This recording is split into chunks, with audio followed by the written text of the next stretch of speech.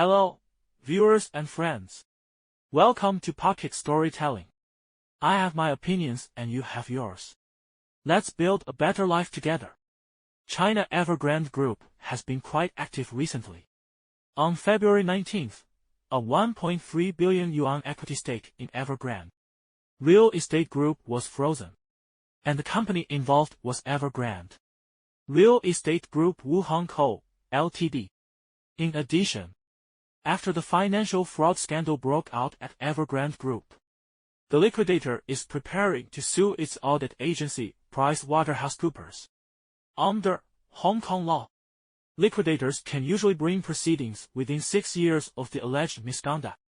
China Evergrande's default has triggered market concerns about its solvency. As of the end of December 2023, the company's unpaid maturing debts totaled approximately 297.81 billion yuan. Overdue commercial bills totaled approximately 204 billion yuan. And pending litigation, the number of cases totaled 2,073.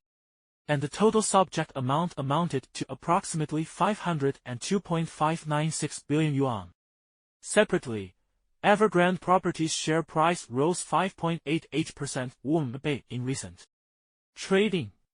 Although Evergrande is facing a serious financial crisis, some of its businesses are still operating normally and have achieved certain economic benefits. Against the background of the ongoing crisis of Evergrande Group, its future direction appears confusing. Evergrande is now in serious financial trouble. Recently, it was officially declared to have entered liquidation proceedings by the court, a news that shocked the entire business community. All kinds of insider information about Evergrande poured out, giving people a deeper understanding of this former business empire. Not long ago, Evergrande issued an announcement revealing the company's staggering debt scale. According to the announcement, by the end of 2023, Evergrande's unpaid maturing debt will be close to 300 billion. By June 2023, its total liabilities will be as high as 239 trillion, while its total assets will be only 1.4 trillion. This means that Evergrande's net assets are already negative, reaching an astonishing negative 644.2 billion yuan. In addition to the release of eye-popping debt data, secret behind-the-scenes information about Evergrande being liquidated by the court is also being disclosed one after another. Sean, the head of Evergrande Group, said that the company has been sparing no effort to improve its shaky financial situation.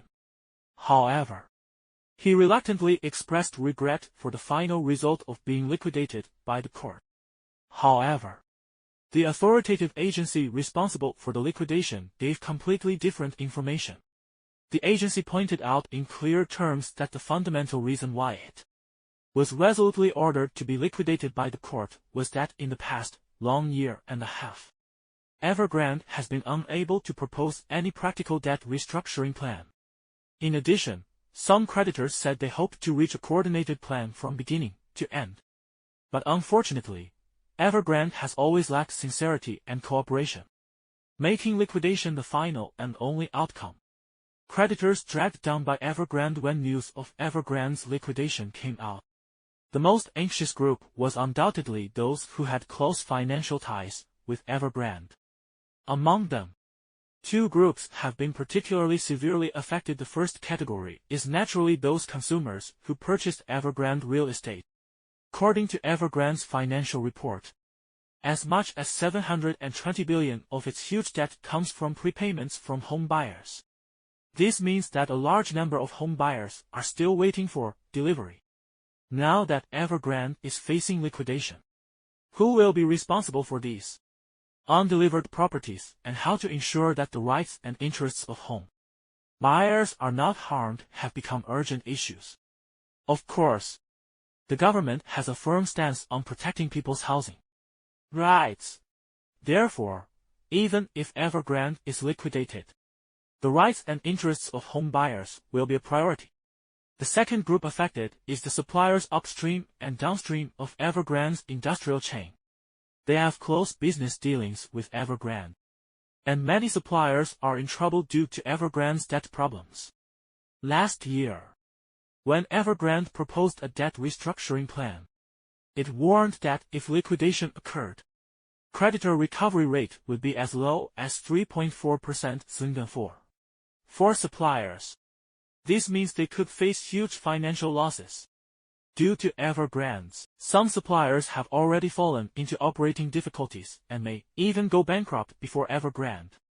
Over the years, private developers such as Country Garden and Evergrande have focused on large-scale construction projects in third- and fourth-tier cities, resulting in excessive housing inventory in the relevant cities. As a result, these areas are bearing the most serious impact of China's housing market woes. And Country Garden and Evergrande have facing heavy pressure. It may even be difficult to make a comeback. According to reports, Shaoguan, a city in Guangdong province with a population of 2.8 million, is one of the cities with the most severe housing market in China. Country Garden's reception center in Shaoguan has recently been trying to attract people returning from rural areas to buy homes.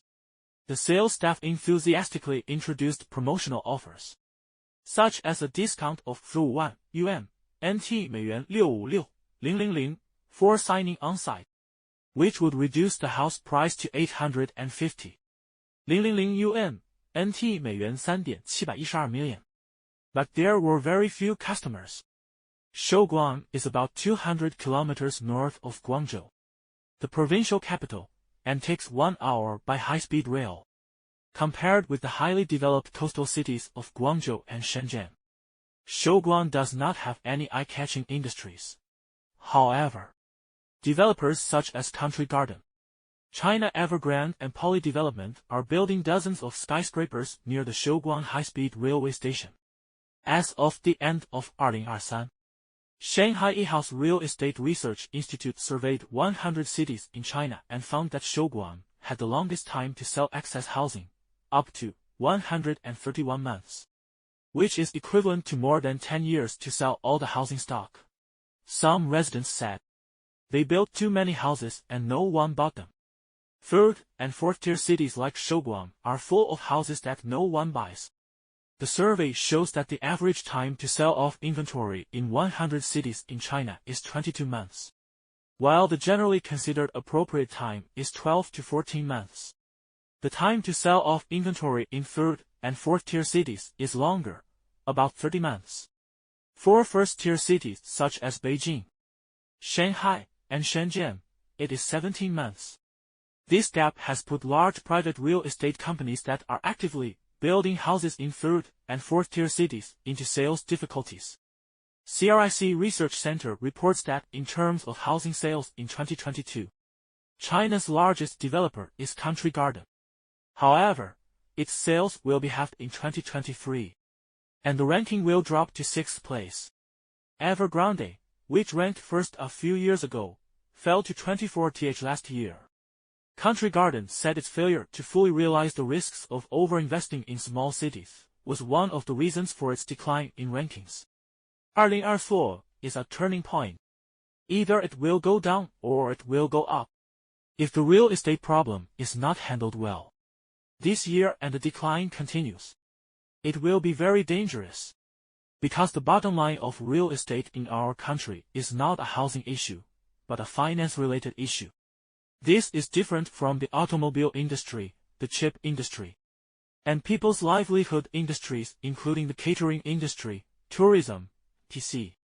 These industries are not as closely related to finance as real estate. Furthermore, in other countries around the world, the connection between the two is not as close as it is in China. Some of the financial base of other countries are stocks and some are treasury bonds. Unlike China's financial base, especially our current currency issuance, which is closely related to real estate, we must stop the decline of real estate this year. Because whether it is poor consumption or insufficient investment, in the final analysis, there is a currency problem. Why did the currency work well before, but now it suddenly has problems? because it is greatly affected by real estate.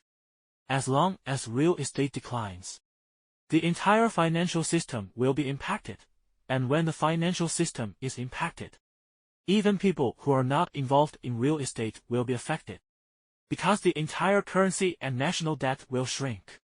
And the current currency is created by debt. So everyone suddenly found that their money was gone. Their consumers were gone. And their customers were gone. All of these are ultimately due to real estate. So, is this real estate downturn cyclical? Did it recover after 2 years? As long as we endure it, the real estate industry will recover after it is cleared. Some people even say that once certain real estate policies are cancelled, will there be a rebound? I think this time may be different than before. In the past, under the trend of urbanization, rural populations transferred to cities on a large scale, and the urban population increased. In the past 20 to 30 years, the transfer of rural population to cities has been unprecedented. In such a short period of time, hundreds of millions of people have moved into cities, which is about the same as the population of some developed countries. This has prompted unconventional growth in overall investment demand and real estate demand over a period of time. But the faster it develops at this time, the faster it will end. This is our problem. A big judgment we have to make now is whether China's urbanization has come to an end. If not, this real estate decline is cyclical. In 2 years, the population will return from rural areas. Cities will expand again. And the economy will develop again. Just like we have had several economic downturns in the past 20 to 30 years. But once the situation eased, rural people began to flow into cities again. But I estimate that it will be more difficult this time, because the population transfer from rural to urban areas has basically stabilized. The urban population base is very large, while the rural population base is very small. There will not be such large-scale transfers as before. Real estate is a basic guarantee for urban expansion. So real estate will continue to decline. Of course, some cities will still grow, but most cities will be in a relatively stable state or even begin to shrink. This is the biggest difference from before. This video is over. Please like and follow. We look forward to your next viewing and comments.